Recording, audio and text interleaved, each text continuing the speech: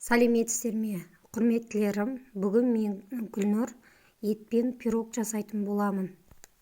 Құрамы өте қарапайым, кез келген үйде бар деп ойлаймын. Олай болса, сіздер менің каналыма тіркеліп қойыңыздар. Мен пирог жасауды бастаймын. Алдымен қамыр дайындап аламыз бірінші. Ол үшін бізге 200 грамм айран, 2 жұмыртқа, 100 грамм май, 1 қасық сода және тұз салып араластырып аламыз. Келесіде біз баршын дайындайтын боламыз. Ол үшін 2 сәбіз, 4 картоп, 1 килограмм ет, 1 пияз, тұз қалауыңыз қарай тоз бұрыш салып араластырамыз.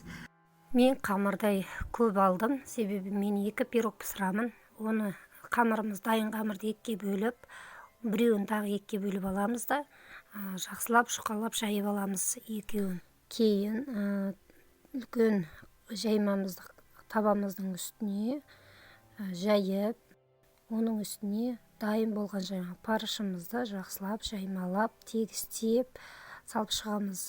Үстінен екінші қамырымызды жауып, тегістеп жан-жағын өріп шығамыз. Мен ортасын тесіп қойдым, себебі пирогымыз көтеріліп ішіне ауа алып кетпес үшін. Үстіне 1 жұмыртқаны жайып, сарысын алып, жақсылап жағып шығамыз.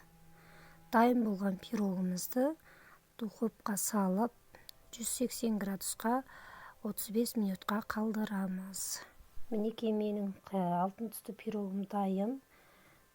Сіздер де жасап көріңіздер. Нәтижесі мен басқалармен бөлісуді ұмытпаңыздар. Каналыма тіркеліп қойыңыздар. Сіздермен болған Тәбет Ашар каналы. Назарларыңызға рахмет. Сау болыңыздар.